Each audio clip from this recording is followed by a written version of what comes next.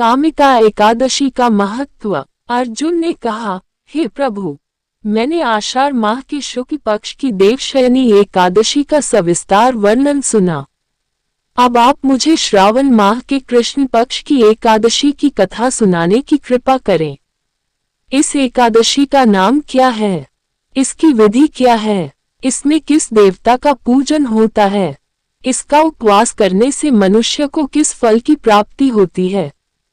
भगवान श्री कृष्ण ने कहा, हे श्रेष्ठ धनुर्धर, मैं श्रावण माह की पवित्र एकादशी की कथा सुनाता हूँ, ध्यानपूर्वक श्रवण करो। एक बार इस एकादशी की पावन कथा को भीष्म पितामह ने लोकहित के लिए नारद जी से कहा था। एक समय नारद जी ने कहा, हे पितामह, आज मेरी श्रावण के कृष्ण पक्ष की एकादशी की कथा सुनने की इच्छा है, अतः आप इस एकादशी की व्रत कथा विधान सहित सुनाइए।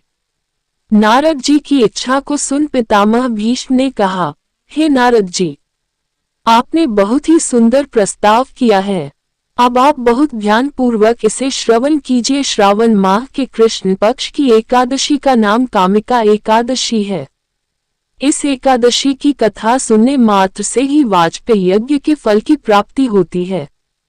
कामिका एकादशी के उपवास में शंख, चक्र, गदाधारी भगवान विष्णु का पूजन होता है। जो मनुष्य इस एकादशी को धूप, दीप, नैवेद्य आदि से भगवान विष्णु की पूजा करते हैं, उन्हें गंगा स्नान के फल से भी उत्तम फल की प्राप्ति होती है। सूर्य ग्रहण और चंद्र ग्रहण में केदार और कुरुक्षेत्र में स्नान करने से जिस पुण्य की प्राप्ति होती है, वह पुण्य कामिका एकादशी के दिन भगवान विष्णु की भक्तिपूर्वक पूजा करने से प्राप्त हो जाता है। भगवान विष्णु की श्रावण माह में भक्तिपूर्वक पूजा करने का फल समुद्र और वन सहित पृथ्वी दान करने के फल से भी ज्यादा होता है। व्यतिपात में गंडकी नदी में स्नान करने से जो फल प्राप्त होता है, वह फल भगवान की पूजा करने से मिल जाता है। संसार में भगवान की पूजा का फल सबसे ज्यादा है, अतः भक्तिपूर्वक भगवान की पूजा न बन सके तो श्रावण माह के कृष्ण पक्ष की कामिका एकादशी का उपवास करना चाहिए। आभूषणों से युक्त बछड़ा सहित गोदान करने से जो फल प्राप्त होता है, वह फल कामिका एकादशी के उपवास से मिल जाता है। जो उत्तम द्विज श्रावण माह के कृष्ण पक्ष की कामिका एकादशी का उपवास करते हैं तथा भगवान विष्णु का पूजन करते हैं, उनसे सभी देव, नाग, किन्नर, पितृ आदि की पूजा हो जाती है। इसलिए पाप से डरने वाले व्यक्तियों को विधि विधान सहित इस उपवास को करना चाहिए। संसार सागर तथा पापों में फंसे हुए मनुष्यों को इनसे मुक्ति के लिए कामिका एकादशी का व्रत करना चाहिए। कामिका एकादशी के उपवास से भी पाप नष्ट हो जाते हैं। संसार में इससे अधिक पापों को नष्ट करने वाला कोई और उपाय नहीं है। हे नारद जी, स्वयं भगवान ने अपने मुख से कहा है कि मनुष्यों को अध्यात्म विद्या से जो फल प्राप्त होता है, उससे अधिक फल कामिका एकादशी का व्रत करने से मिल जाता है। इस उपवास के करने से मनुष्य को न यमराज के दर्शन होते हैं और न ही नरक के कष्ट भोगने पड़ते हैं। वह स्वर्ग का अधिकारी बन जाता है। जो मनुष्य इस दिन तुलसी दल से भक्तिपूर्वक भगवान विष्णु का पूजन करते हैं, वे इस संसार सागर में रहते हुए भी इस प्रकार अलग रहते हैं, जिस प्रकार कमल पुष्प जल में रहता हुआ भी जल से अलग रहता है। तुलसी दल से भगवान श्रीहरि का पूजन करने का फल 1 बार स्वर्ण और 4 बार चांदी के दान के फल के बराबर है। भगवान विष्णु रत्न, मोती, मणि आदि आभूषणों की अपेक्षा तुलसी दल से अधिक प्रसन्न होते हैं।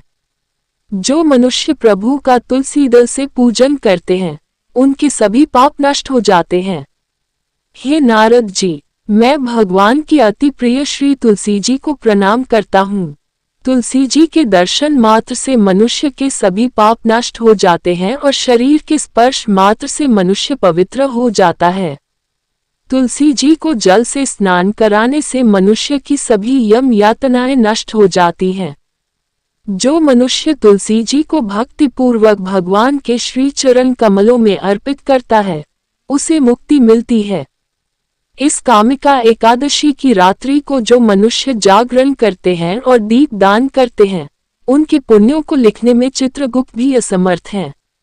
एकादशी के दिन जो मनुष्य भगवान के सामने दीपक जलाते हैं, उनके पितर स्वर्गलोक में अमृत का पान करते हैं। भगवान के सामने जो मनुष्य घी या तिल के तेल का दीपक जलाते हैं, उनको सूर्य लोक में भी सहस्रों दीपकों का प्रकाश मिलता है। तो चलिए अब शुरू करते हैं। कामिका एकादशी व्रत कथा। एक गांव में एक वीर क्षत्रिय रहता था। एक दिन किसी कारणवश उसकी ब्राह्मण से हाथापाई हो गई और ब्राह्मण की मृत्यु हो गई। अपने हाथों मरे गए ब्राह्मण की क्रिया उस क्षत्रिय ने करनी चाहिए, परंतु पंडितों ने उसे क्रिया में शामिल होने से मना कर दिया। ब्राह्मणों ने बताया कि तुम पर ब्रह्म हत्या का दोष है, पहले प्रायश्चित कर इस पाप से मुक्त हो, तब हम तुम्हारे घर भोजन करेंगे। इस पर क्षत्रिय ने पूछा कि इस पाप से मुक्त होने के क्या उपाय है। तब ब्राह्मणों ने बताया कि श्रावण माह के कृष्ण पक्ष की एकादशी को भक्तिभाव से भगवान श्रीधर का व्रत एवं पूजन कर ब्राह्मणों को भोजन करा के सदश्रीन के साथ आशीर्वाद प्राप्त करने से इस पाप से मुक्ति मिलेगी। पंडितों के बताए हुए तरीके पर व्रत कराने वाली रात में भगवान श्रीधर ने क्षत्रिय को दर्शन देकर कहा कि तुम्हें ब्रह्म हत्या के पाप से मुक्ति मिल गई है। इस व्रत के करने से ब्रह्म हत्या आदि के सभी पाप नष्ट हो जाते हैं और इहलोक में सुख भोग कर प्राणी अंत में विष्णु लोक को जाते हैं।